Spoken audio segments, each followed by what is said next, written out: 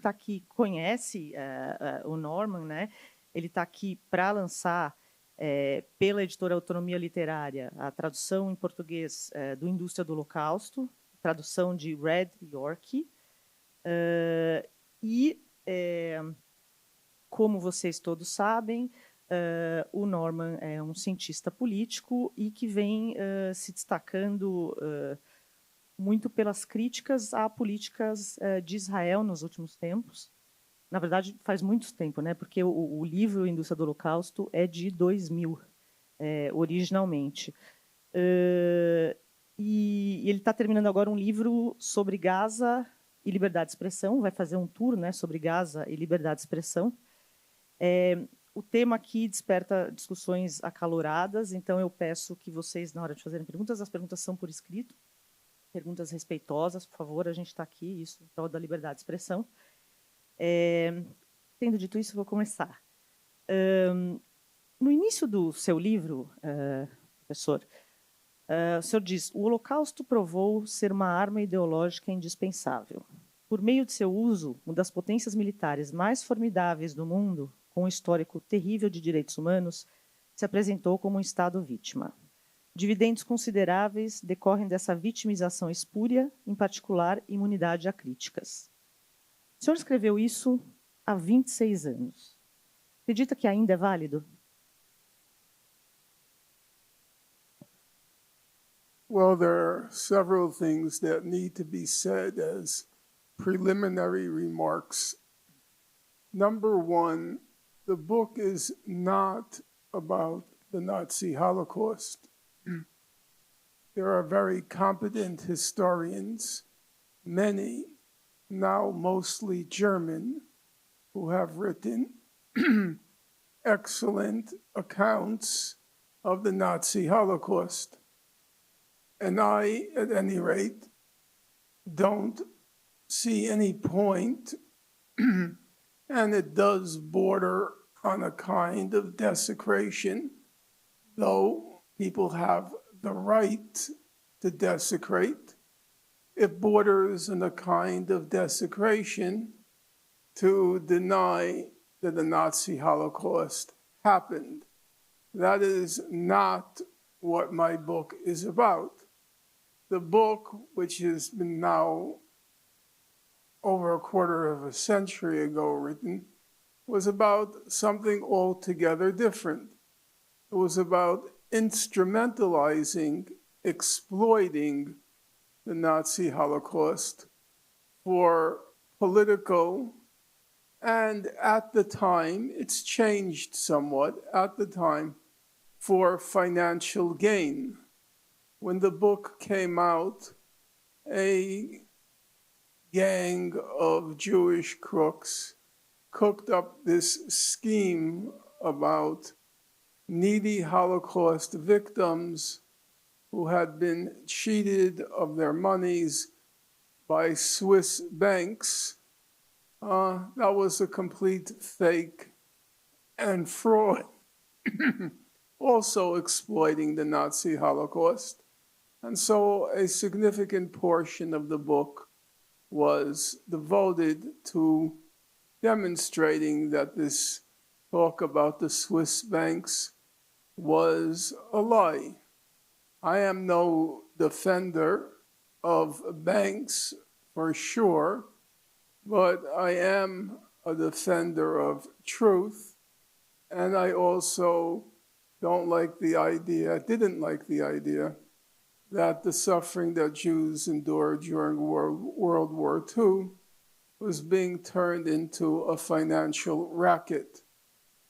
Now, the question just posed to me was, where do things stand today with regard to the Holocaust industry, this exploitation of Jewish suffering to immunize, to protect Israel from legitimate criticism of its human rights record, which back then was already appalling, but which today there's no longer any point in even arguing the case about the horrendous record Israel has accumulated.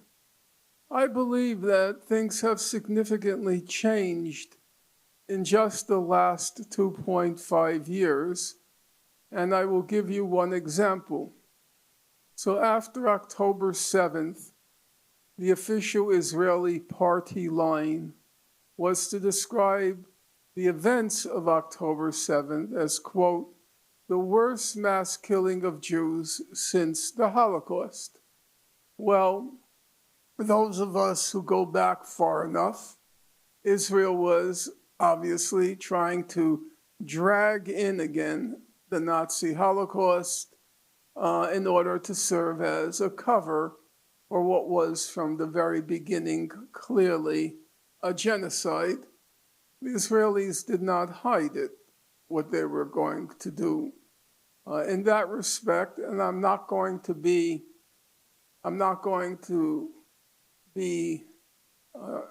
trivialize the Nazi Holocaust, but it is true that if you know the literature in the Nazi Holocaust, the Nazi regime was very, very cautious in public about alluding to their plans. So it was, Hitler famously said in 1939 that if the Jews bring on a war with Germany, they will regret what they have done. And that statement was often quoted as Hitler's first statement about the plans he had in mind should a world war break out.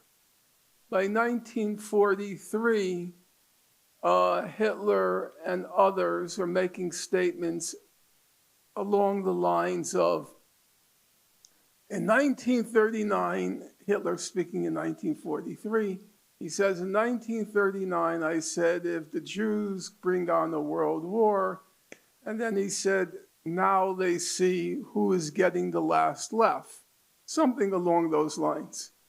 The reason I bring this up is because they never openly acknowledged what they were doing. The closest they ever came, for those of you who know the literature, the scholarship, the closest they ever came was Himmler, Heinrich Himmler, his Posen speech, in which he's speaking to the German soldiers, the Wehrmacht, and he says something along the lines of, oh, us poor Germans, we have to execute the extermination of the Jews. It's been put on our shoulders to commit or execute this world historic task. The reason the Posen speech is so often quoted is because that's the closest they ever came openly to acknowledging the Nazi Holocaust. Now, if you turn to the Israelis, already the second week of the Israeli genocide in Gaza, Mr. Netanyahu was saying it could have been later than the second week. It could have been closer. It could have been the second and the fourth week, so I don't have the dates exactly. But he exhorted the Israelis, remember Amalek. Now, as the Israeli Human Rights Organization, B'Tselem, put it, every child in Israel knows what the exhortation, remember Amalek, means. It means you kill every man, woman, and child. The president of Israel said, there are no civilians in Gaza. He says that's all nonsense talk. They are all Hamas. The defense minister said, we will not allow any food, fuel, water, or electricity in Gaza. Well, since Gaza does not have any food, fuel, water, or electricity inside, it was a hermetically sealed ghetto, then saying we're not letting in any food, fuel, water, or electricity was a genocidal statement. And it was all being said in public. So what changed after October 7th, as I said, originally they were using the terminology of the worst Jewish atrocity since the Holocaust. It was very striking after the first month they dropped it.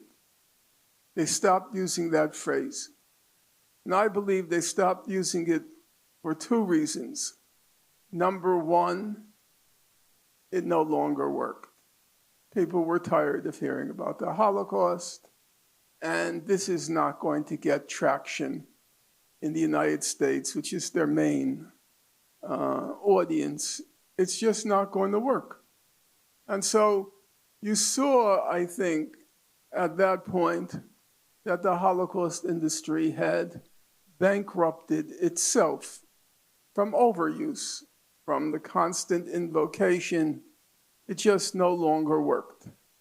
And the other reason was, in my opinion, they did not want to discuss the subject of genocide at that point because there were some obvious parallels here if you invoke the Nazi Holocaust, which were not going to do Israel any favors. So they decide, let's drop that subject of genocide and let's talk about something else. So I kind of believe that the Holocaust industry as an ideological weapon, I think it's over. Its time has passed. And I think that there's going to be far, far less reference to the Nazi Holocaust from here on in because the weapon has dulled, the point of the weapon has dulled over time. Por muitos e muitos anos, o senhor foi uma voz solitária nos Estados Unidos nas críticas às políticas de Israel. Agora, a gente vê cada vez mais acadêmicos e ativistas criticando de forma bastante assertiva. Dá para dizer que o ambiente, que existe liberdade de expressão nos Estados Unidos para se fazer críticas a Israel, às políticas de Israel hoje em dia?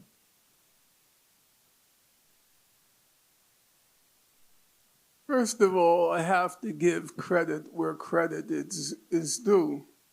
It's true that I belong to a significant minority in those years, but there were figures of quite formidable intellect and stature who spoke out at considerable personal risk. There was, of course, the Palestinian-American Edward Said, who was a very refined, erudite intellectual and could easily have lived a good life in that role. He was very much desired as a literary critic. He often received offers from Harvard asking him to come join their faculty. And he took a different route.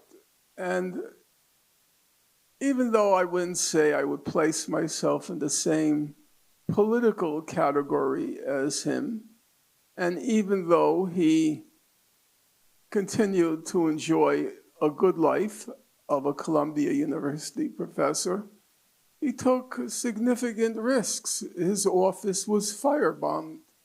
He had FBI agents in the basement at Columbia University to protect him. And then there was also the, by any reckoning, very impressive example of Noam Chomsky, who took a different kind of risk because Professor Chomsky was, to the last day, he was Jewish. His parents were, in the context of his family, I would never say fanatical Zionists, but they were deeply committed Zionists, not the Zionist of the Netanyahu type, but they believed in the revival of the Hebrew language And it wasn't just a belief. I mean, it was at every opportunity and occasion, you speak Hebrew. And I remember he told me a story that they were so inculcated with this ideology of reviving the Hebrew language and Hebrew culture that his aunt would call down to the department store in Philadelphia, and not knowing it, when she called up, let's say she's looking to see whether a certain item was available, she would ask them in Hebrew.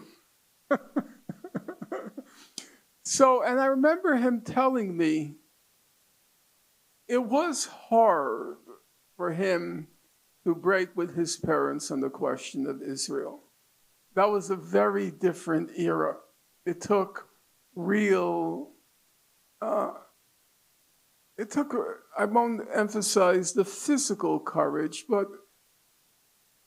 Professor Chomsky's father, when he wrote books about the Hebrew language, Professor Chomsky, at age, I guess, 15 or 16, was proofreading them.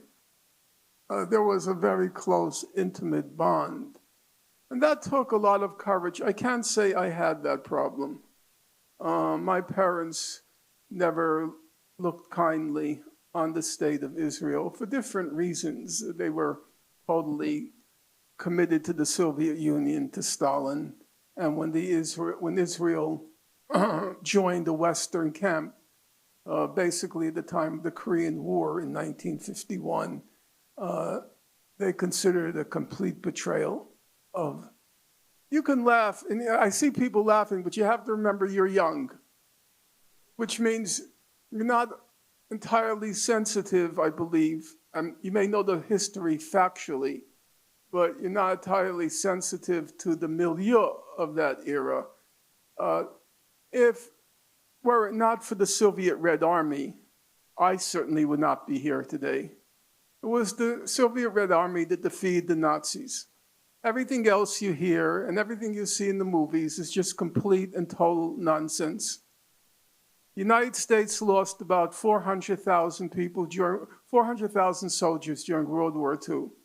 The Brits, roughly the same number, 400,000 or 500,000. Russia lost between 27 and 30 million people. It was a horse of a totally different color. What was going on the Eastern Front was a war of extermination. What was going on the Western Front was pretty much a conventional war. But were it not for the Red Army, for sure my parents wouldn't be here, wouldn't have been around, and I wouldn't have been around. So there was a deep feeling of gratitude to the Soviet Union, and there was a feeling among both of my parents that it was a tremendous betrayal by Israel to align itself with the West against the Soviet Union. So there was I won't call it tormented or tortured, but there was no conflict between me and my parents over the state of Israel. That didn't happen. What they did care about was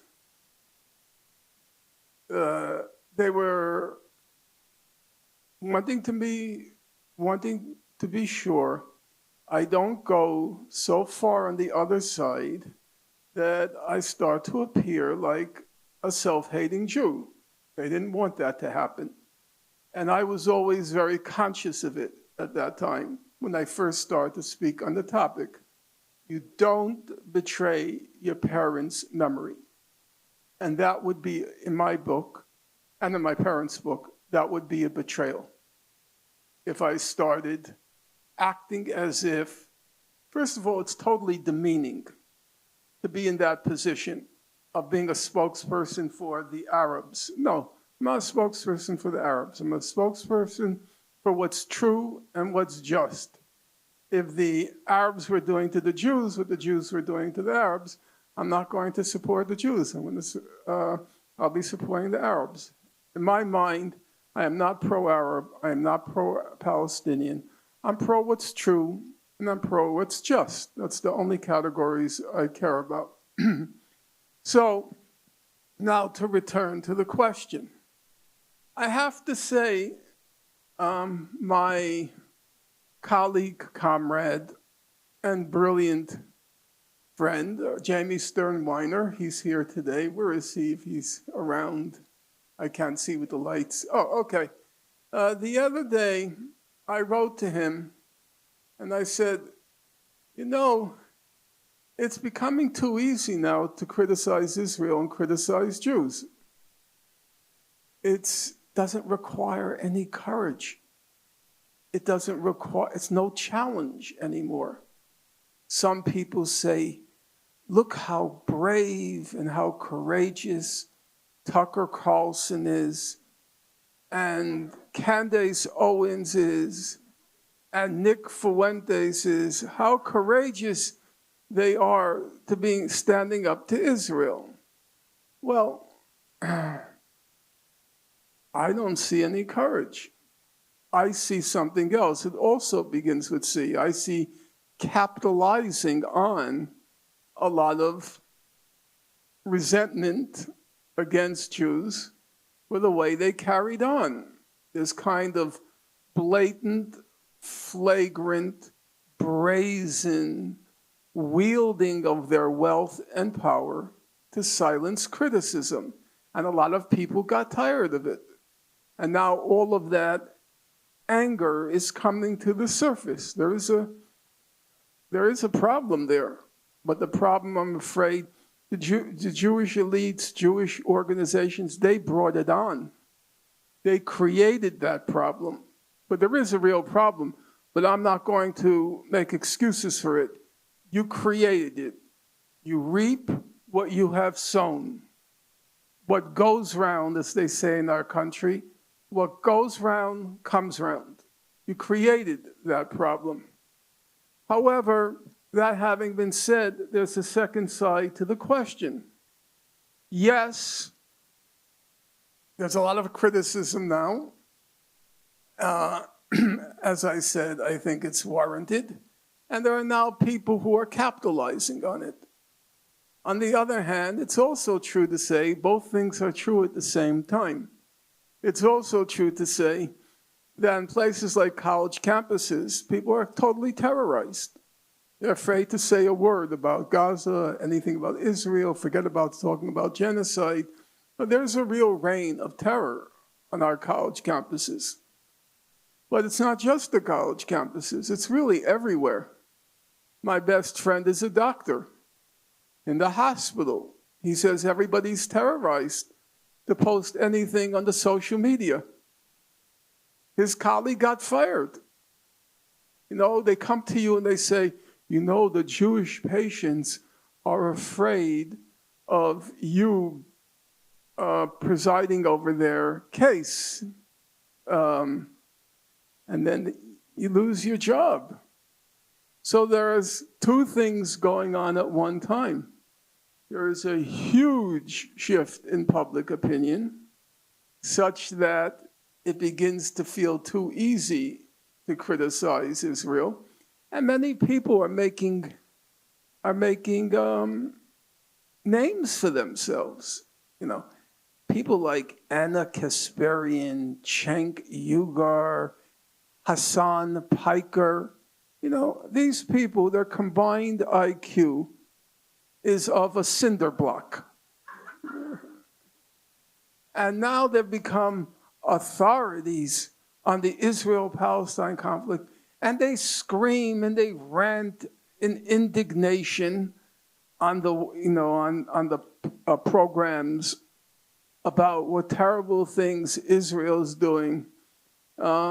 It's become a career for many people.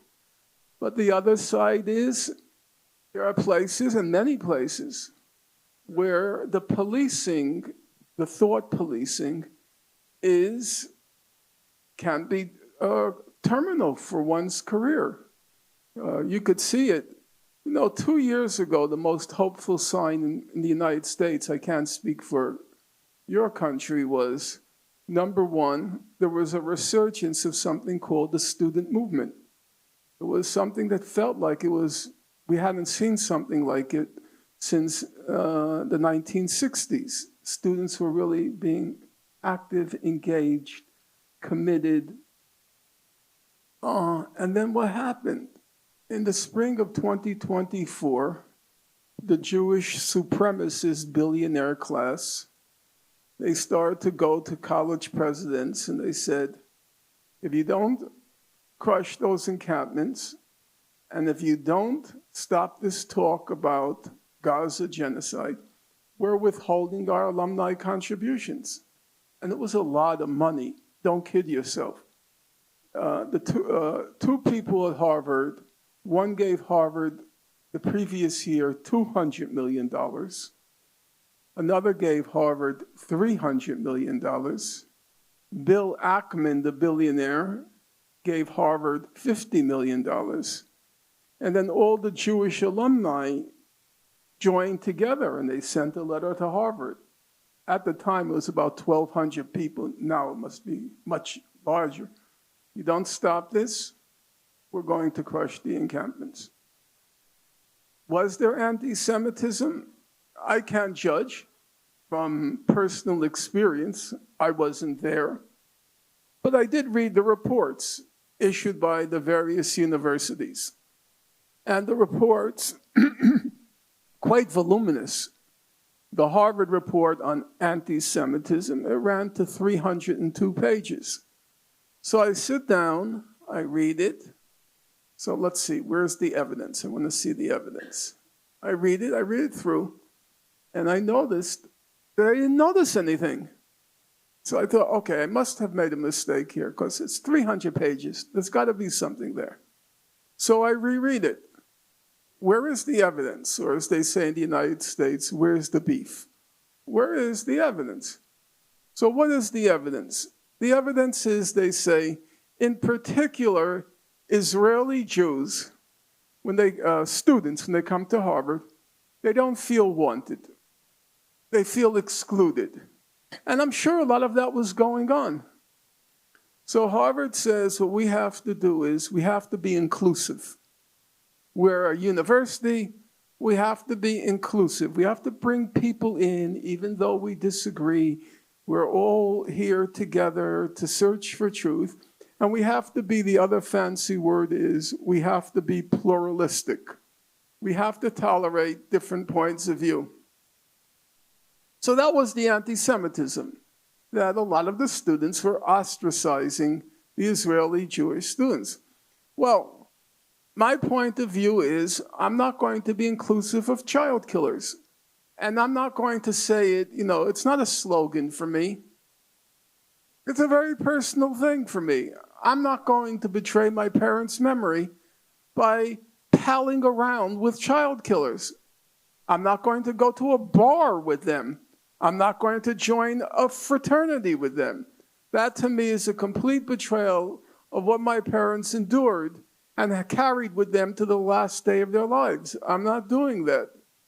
For all I know, after World War II, as most of you older people will know, the youngers now, so they wanted to incorporate Germany into the Western Alliance, what was called then the Federal Republic of Germany, or West Germany. So 99% of the perpetrators of the Nazi Holocaust got away with a slap on the wrist. Because if you were going to punish everybody, there wouldn't be much left in West Germany. So you had to let them go because there were a large number of people who were implicated in what happened. So let's say you had a concentration camp guards, and the guards got slaps on their wrist. I know that. They got slaps on their wrist. So let's say one of these guards decides, hey, I'm going to go back to college, which could easily have happened.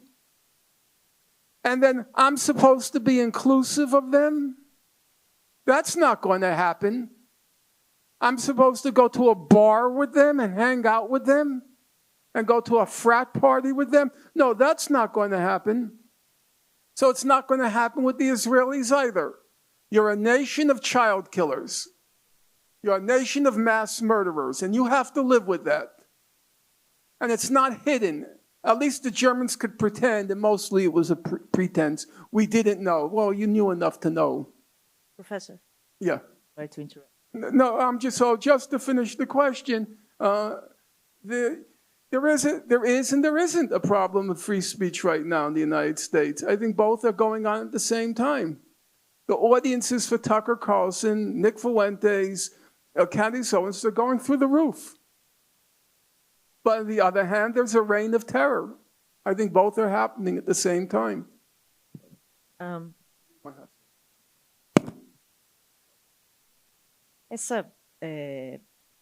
Os relatórios que você leu dos campi, que não mostravam aí, na sua opinião, nenhum ato real de antissemitismo, mas é fato que houve um aumento em ataques antissemitas no mundo, a sinagogas, a pessoas, e que parte dos judeus que estão sendo atacados não necessariamente apoiam a política do governo de Israel, de Netanyahu, contra os palestinos.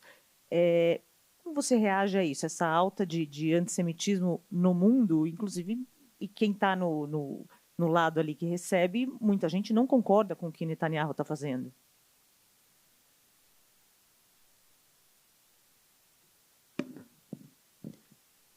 There are several aspects of that question. Number one, is there a rise of anti-Semitism?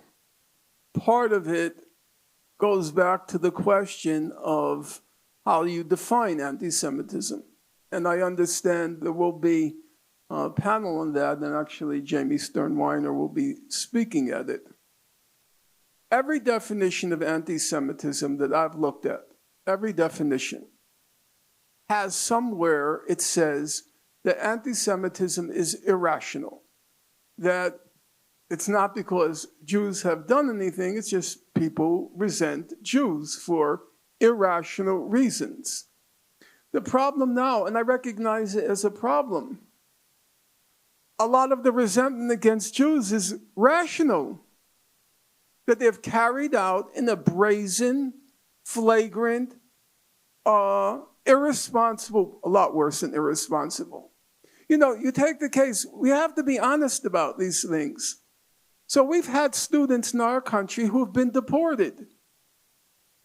And they've been deported, in very dire circumstances. Now, these Jewish supremacist billionaires who put all the pressure on places like Columbia University, Harvard, University of Pennsylvania, and also the Tufts University, all the people who put that pressure on, they could have come out and said, we don't want these students deported. We think it's a terrible thing that you're putting them halfway across the country in circumstances where nobody even knows where they are and what's being done to them. Did they say that? If they had publicly said it, those deportations would not have happened. So I have to say they're responsible for it.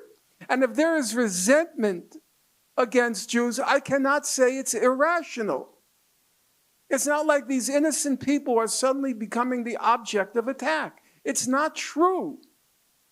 Now, I recognize everything that you're saying. It creates real problems, this kind of spillover effect where now all Jews are being attacked. And I've said it publicly, and I've said it several times publicly, and now I'm being attacked.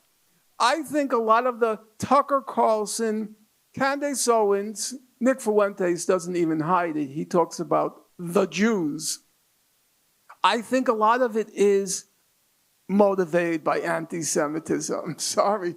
I get attacked about that now every day. Well, how could you attack Tucker Carlson? He's so courageous. Oh, please. He's so courageous in attacking Israel. No, I think he's capitalizing on resentment against Jews for his own white European supremacist agenda. The problem is the way Jews have carried on. They've given fodder to that. So I can't call it anti-Semitism any more than the fact that everybody in Gaza probably hates Jews. Would I call that anti-Semitism? Not really. Because their resentment, their hatred is rational. And if every definition of anti-Semitism includes it's an irrational hatred, it doesn't correctly capture what's happening, what's the resentments, and more than resentments, the hatred of the people of Gaza for Jews. It doesn't capture it accurately to call it anti-Semitism.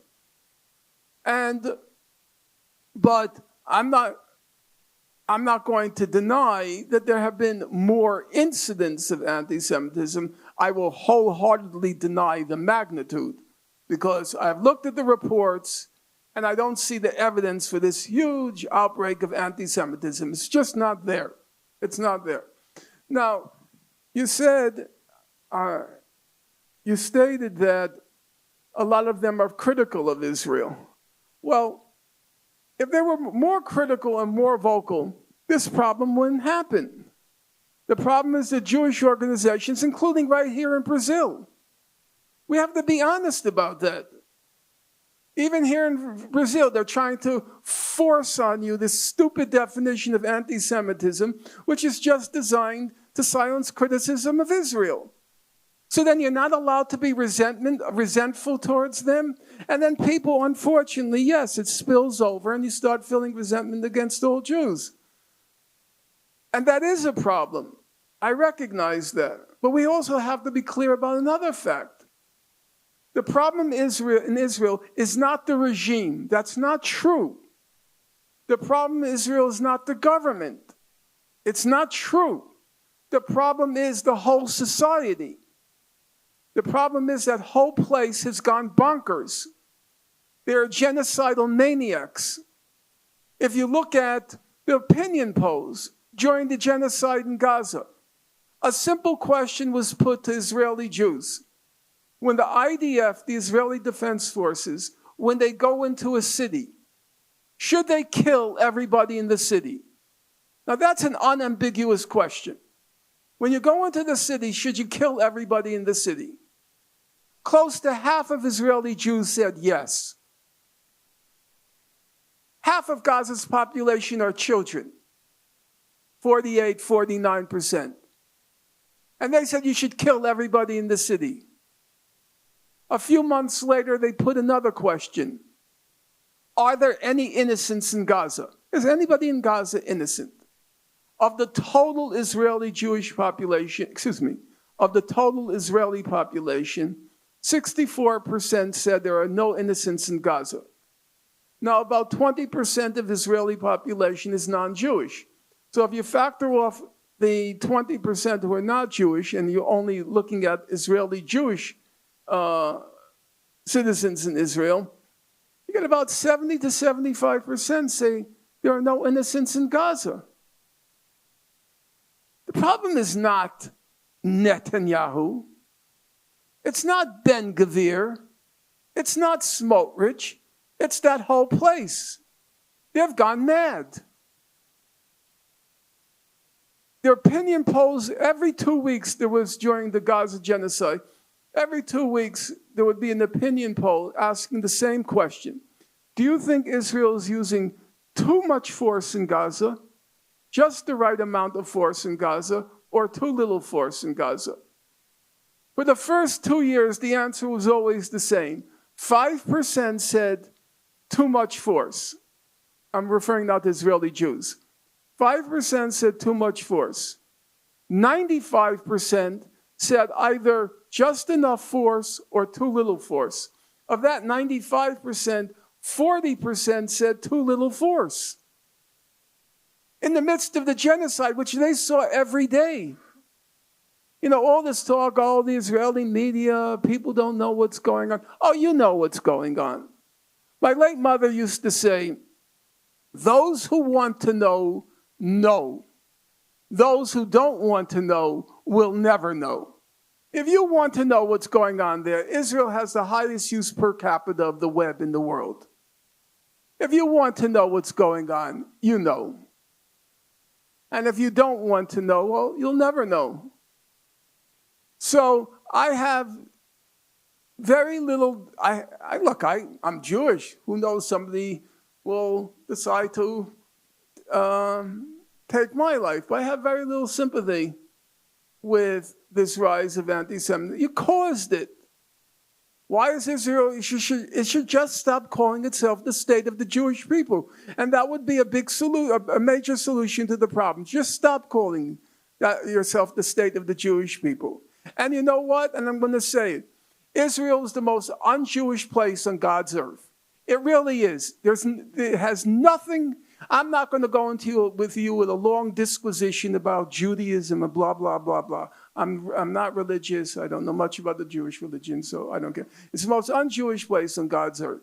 When we were growing up, you know what it meant to be a Jew? When we were growing up, my generation, post-World War II, it meant you were supposed to be, of course, study hard, do well in school, read. You're supposed to be a little bit eccentric. The typical Jew for my generation growing up, it was Woody Allen. The horn-rimmed glasses, a little bit weird. I know you're thinking he got a lot of weird, but leave that aside. Yeah. And you were supposed to, if you were Jewish, you were physically scrawny, feeble. You didn't do sports. You didn't. In gym class, you sat around and talked about the next math test. That's what you did. Or you cut gym class, which was me. There's nothing there Jewish. It's a nation of homicidal maniacs. They nauseate me, actually, at this point. Whenever somebody says, I meet somebody, I live in an old Jewish neighborhood. If I meet somebody, I say, where are you from? They say, Israel. I say, goodbye. I don't want to have anything to do with those people. Crazy.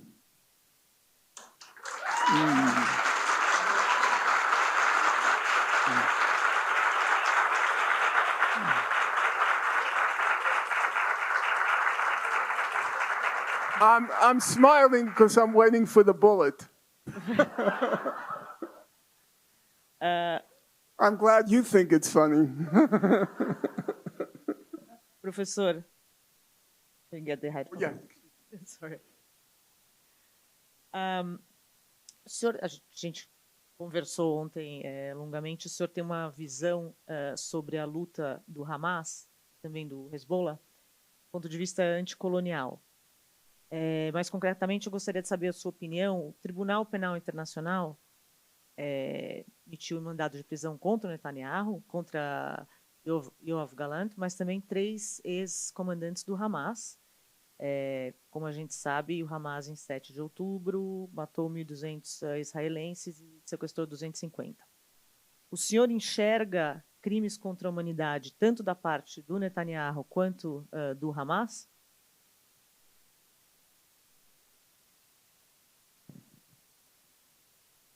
First, well, it's hard to say, first of all, because that particular question is bound up with so many other questions.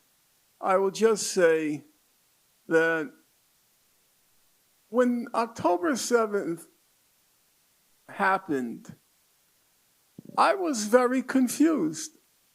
I didn't quite know what to make of it. Now, by the end of the first week, it was clear, I believe, that crimes of a significant, when I say crimes, it's just the law. There's a definition of a war crime. There's a definition of a crime against humanity. By definition, crimes of a significant magnitude occurred on October 7th, the crimes committed by Hamas. I would say I am not fully satisfied by the investigations that have been carried out because Israel has not allowed in any international commission to carry out an objective investigation. And anything with the Israelis, I take with not a grain of salt, I take it with a boulder of salt. So if I were to ask Israel, is it sunny outside, an Israeli, and they said, yes, it's sunny, I would still open my window and check. I don't believe a word. But that being said, The evidence right now from the human rights organizations is that crimes of a significant magnitude occurred on October 7th, roughly speaking, 800 civilians. The exact number is closer to 850 for those who are trying to trap me. 850 and about 350 combatants were killed. And I don't see any point in quarreling with those numbers as of now. I don't believe there's any evidence that significantly alters those numbers. So we have to start, as always, we have to start from the facts. And those are the facts as of now. There are certain things that were said about October 7th where I don't believe the evidence is there to support it. I don't believe Hamas, when I say Hamas, I mean Hamas and other Palestinian militant groups. I don't believe there's evidence that they weaponized rape as a tactic of war. The evidence is just not there. I've gone through everything. As a matter of fact, in that forthcoming book of mine, the first chapter is devoted to that particular allegation of mass rape. There's no evidence for it. I mean, we have to look at the facts squarely. I will just give you one example, and then you judge for yourself, assuming what I'm saying accurately renders what the factual evidence shows. So there's this new report that came out by an Israeli woman. She calls herself the head of the civil commission or whatever on war crimes committed by Hamas. Now the report runs to 286 pages. A very painful read because it's so repetitive, but that's a separate issue. Now, the report says the following, and it's worth listening to the numbers. They say, or she says, that her commission collected 10,000 photographs and digital 10,000 photographs and digital segments on October 7th. So, as everybody here will agree, that's a large number. She says that in order to look at all the evidence, it would require 1,800 hours. Now, you know what 1,800 hours is? If you were to sit down and look at the evidence, 8 hours a day, it would take you 7 months to go through all the photographic and digital segments for October 7th. Okay? There's not one photograph or digital segment of rape. There's not one. I'm not saying 5. I'm not saying 4. I'm saying not one. How could that be? They claim, the Israelis in this civil commission, that the gang rapes and rapes were purposely carried out in public so as to terrorize the Israeli population. So if they're carried out in public and you have so much footage and photographs, how can that be? Now they say that Hamas was purposely posting on the social media their gruesome acts. And most of you have seen at least some of the social media gruesome acts. They also say we have all of this body cam footage from the Hamas militants who were killed, and then they took their body cams. Not one image of rape. If they say the reason they carried out the rapes were to shatter the national spirit, the esprit, the core of the Israelis. And they said they were purposely posting their gruesome acts. Why didn't they post it? Doesn't make any sense. So that part I don't think is true. However, horrible things happen. And then the question is, how do you process it? Facts in and of themselves do not yet yield in and of themselves political, let alone moral judgments. They do yield legal judgments. As I said, a war crime is defined. There's a definition of a war crime. There's a definition of a crime against humanity. And if the situation, if the facts show these were war crimes and crimes against humanity, you have to acknowledge it.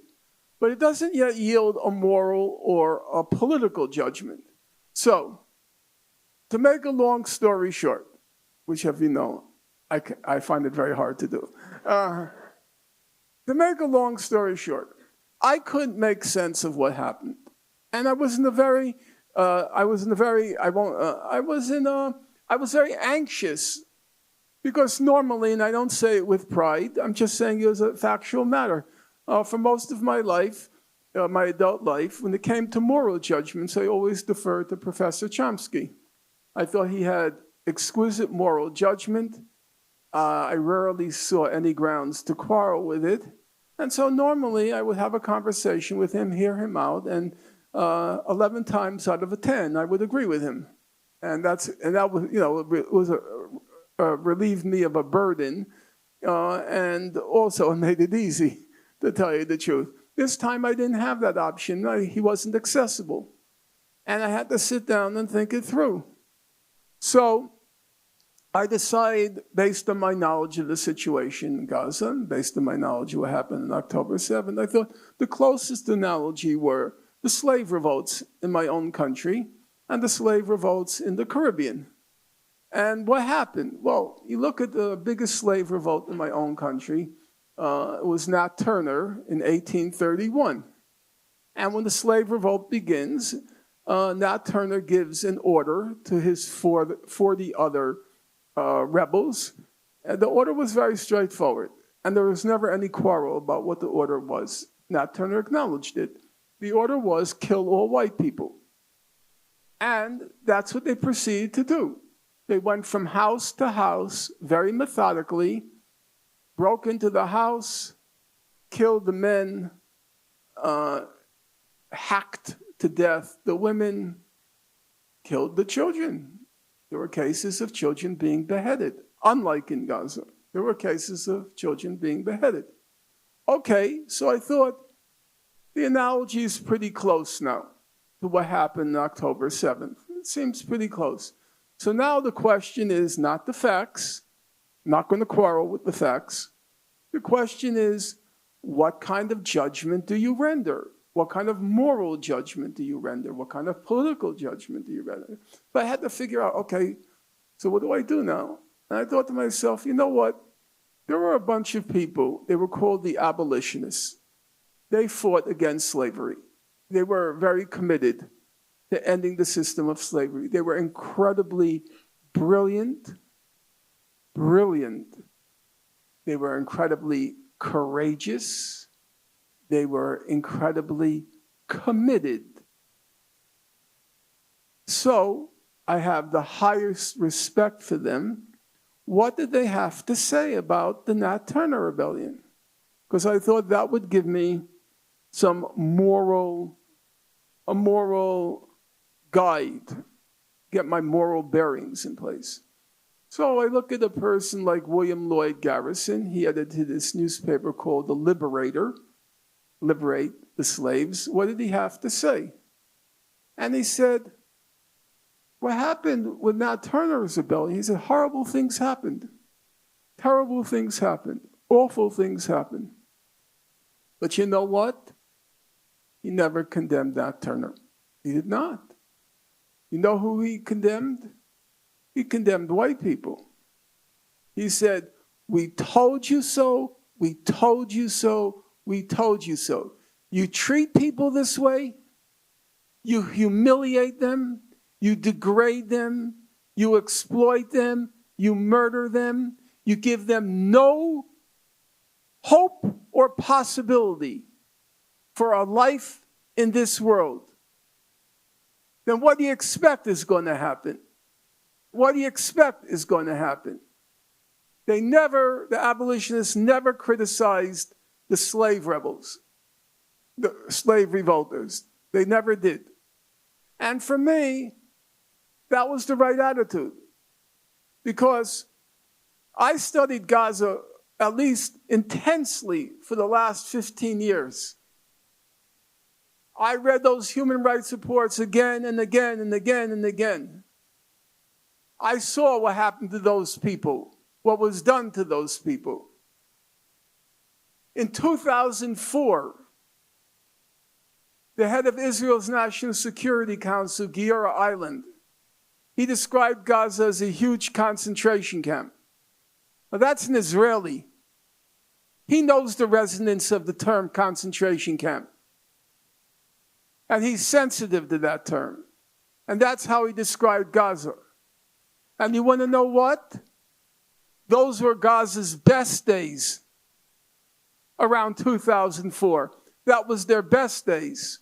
What hadn't yet come was that medieval blockade of Gaza. That came in 2006. What hadn't yet come were the high-tech killing sprees, the Operation Protective Edge, Operation Pillar of Defense, Operation Cast Lead. Cast Lead was 2008-9, Pillar of Defense 2012, Protective Edge 2014. That hadn't yet even come, and he was describing it as a concentration camp. The young men who burst the gates of Gaza on October 7th, they were in their early 20s, because had they been older, they would probably have had families, and then they wouldn't have volunteered for the mission, because everybody knew they weren't coming back. There were going to be some people who come back with the hostages, but most of them are going to be killed, and most of them were killed. I guess, what is it, 2,000 or 3,000 were killed? I can't remember. The numbers vary, but something like 2,000 or 3,000 of the Hamas militants were killed. So they were young, 20, 21, 22. Well, you do the arithmetic. They were born into that concentration camp. They languished in that concentration camp. And they were destined and fated to die in it. I find it very hard, just like the abolitionists found it very hard to stand on the platform and scold the slaves. Well, don't you understand what you did is a war crime? No.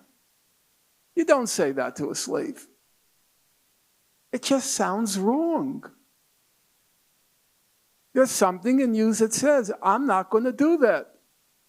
And there was something inside of me that said, after 15 years of reading what was done to those people, I'm not going to do that. So I had to figure it out. What am I going to do? And when I read The Abolitionists, I'll tell you, I breathed a big sigh of relief. I said, you know what? That sounds right. What happened was horrible. What happened was terrible. I'm not going to argue with that. I'm not going to dispute that. I'm not going to go around saying, oh, it was all made up. The Israelis killed all the people. Oh, please. But on the other hand, I'm not going to condemn them. I can't see that. So that's where I stand.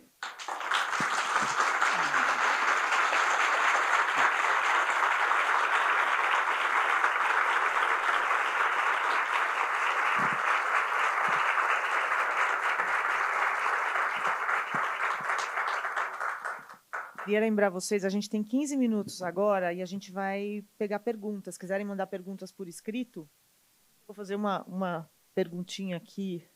Perguntinha não, uma perguntona grave.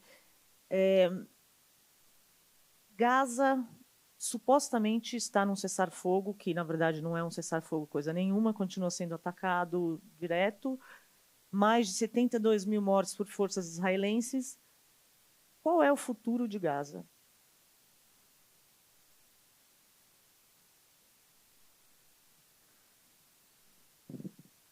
I believe that one has to treat adults like adults. I can give you a speech about how we have to fight and revolution until victory and all of that sort of stuff. But I feel like that's me pretending as if I'm superior to you. I can internalize the reality, but I shouldn't, but you're not ready to. And I'm not going to do that. I'm going to treat you like adults, like equals, like peers. I don't think there is a future in Gaza. There's nothing left in Gaza. Of the housing stock, 90% is gone. They destroyed 315,000 homes in Gaza. There is, if you look at the UN estimates, it would take 10, 15 years just to clear out the rubble. I don't mean to reconstruct. I'm talking about just clearing out the rubble. There are 60 million tons of rubble in Gaza. And even if, and they're saying by the rate of reconstruction that Israel allowed after Operation Protective Edge, if that rate is maintained, it would take 80 years to reconstruct Gaza. But what are the people going to do for those 80 years? A catastrophe was visited on that place. And even if it were physically possible, Israel will not allow it. There's no way. I think sometimes people are lunatic. They're just completely out of their minds. So when that retarded ape in the White House, Donald Trump, when he announces his board of peace, and they say that they're going to reconstruct Gaza, okay? The job of the board of peace is to reconstruct Gaza.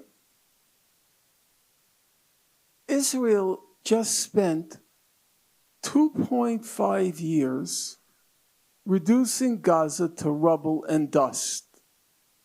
Do you think now they're going to hold hands with the people of Gaza, chant Om, and rebuild Gaza while the people are still there? Can anyone make rational sense of that? Now, you might say, well, no, of course, Israel's not going to do it, but you can force Israel to do it. Who's going to force Israel to do it? I don't know how many of you are aware, and there's no reason why you should feel obliged to be aware. But on November 17th, 2025, the UN Security Council passed the resolution 2803. And you know what the resolution said? I don't think you'll believe it. I wouldn't believe it until I read it. Resolution 2803 gave Gaza personally to that retarded ape in the White House. He now owns Gaza. He got the deed to Gaza. He did. He got the deed to Gaza. Now, why do I bring it up? The only two dissenting votes, they weren't dissents, I have to be careful about that. The only two abstentions in the Security Council meeting when he got the deed to Gaza were Russia and China. Russia and China. Why did Russia and China, why did they abstain rather than vote negatively? You know why they abstained? Because every Muslim and Arab state voted for that resolution. Every one. Indonesia, Pakistan, Saudi Arabia, Qatar, the Emirates, Algeria, Jordan, Egypt. They voted for it. So you think they're going to now put pressure on Israel to reconstruct Gaza? That's not going to happen. That's not going to happen. So I don't see a future there. What's going to happen?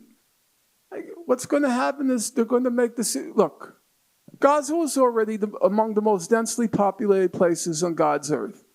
It was more densely populated than Tokyo.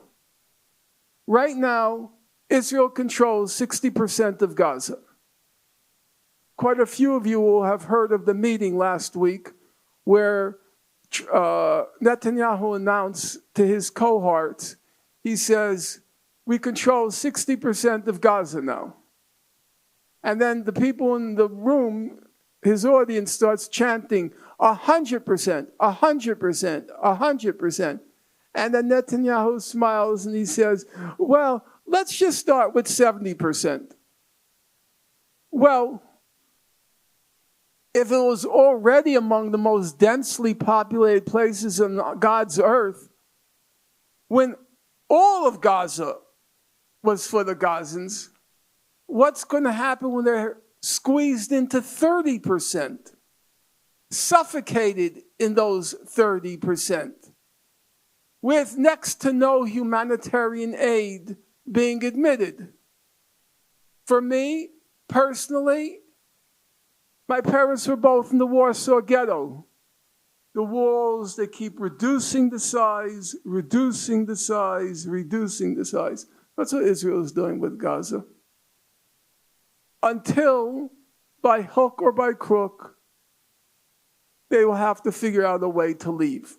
Or the humanitarian crisis, you know what's going to happen. You remember when the boats from Africa were going to Italy and they started to sink and it became a scandal? Probably the same thing is going to happen here, and the pressure, maybe even on Brazil and South Africa, to take in the people, because Israel will not, and they'll let the boat sink. It'll be gleeful if the boat sink, and there'll be all the jokes about the boat sinking.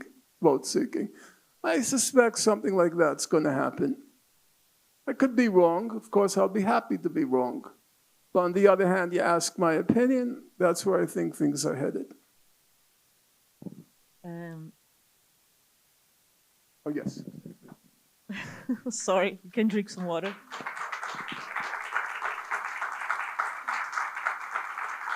A gente vai ter tempo para duas perguntas da plateia.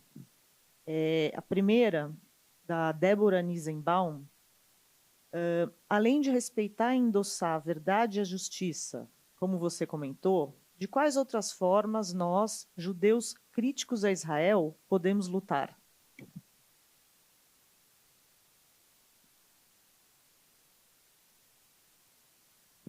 Well, I had a good fortune of meeting some young young Brazilian Jews and hearing out what they had to say. And it seems to me there have been successful initiatives taken here. Any kind of suggestion from me would be, it would be too removed from the reality. You have to know the facts on the ground and the situation here. I think a good place to begin right now are the boycotts of companies which service the occupation, and fighting that the Jewish mafia's definition of anti-Semitism, which has nothing to do with anti-Semitism. It has nothing to do with a concern for Jews. It's only about Israel. The definition is just so monumentally stupid. The definition says, what is anti-Semitism? It's a certain feeling about Jews. What does that mean? It's a certain feeling about, well, what is the feeling? That's what the definition is supposed to be. What is that feeling? It doesn't say anything because they don't care about the definition. They care about the examples. They have a two-sentence definition. Is it two or three sentences? Two or three? Two? It's a two-sentence definition, utterly meaningless, utterly vacuous. And then there are examples. And 7 of the 11? Yeah, 7 of the 11 are just about Israel. It has nothing to do with anti-Semitism. Listen, let's be honest. And I'm not saying it for rhetorical effect. It's not because I want your applause. No, it's not. But the fact of the matter is, the major cause of anti-Semitism in the world today is Israel. I mean, I think that's just so perfectly obvious. Why is it on everybody's radar? Why is Israel on everybody's radar now because of what they did in Gaza. They are the main cause of anti-Semitism. If they want to stop anti-Semitism, they should change their name or self-destruct, and then we wouldn't have a problem.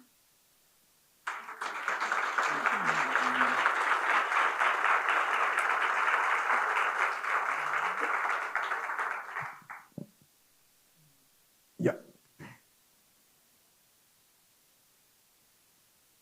O que o senhor acha da atual perseguição a Francesca Albanese, a relatora da ONU?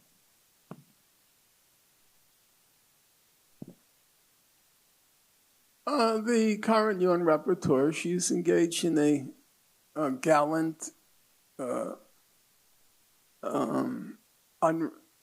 unrelenting fight, and it's inspiring to see that, especially in the UN system. The UN system is deeply compromised on the question of Israel. There have been good moments, there have been positive moments. Gutierrez, the Secretary General, his rhetoric was good, but there are occasions where he was just terrible.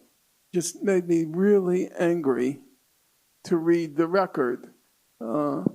Last year, there was a report that was issued on sexual violence by states and non-state actors, and they put Hamas on the list. This was last year, and Gutierrez wouldn't put Israel on the list.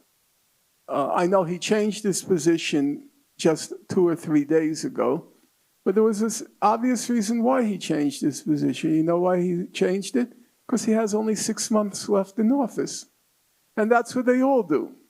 In my forthcoming book, I go through the record. They suddenly see the light just when their office is coming to an end. So Francesca Albanese, she's put up a heroic fight, and we need more people like that. She's been just very principled on it. Muito obrigada. Eu queria agradecer à nossa tradutora, Marília Aranha, agradecer aos tradutores de Libras, Educa Libras, e avisar todo mundo que o Norman Finkelstein vai estar autografando o livro A Indústria do Holocausto ali na Livraria da Travessa. Obrigada a todos vocês pelas perguntas e muito obrigada, professor. Thank you.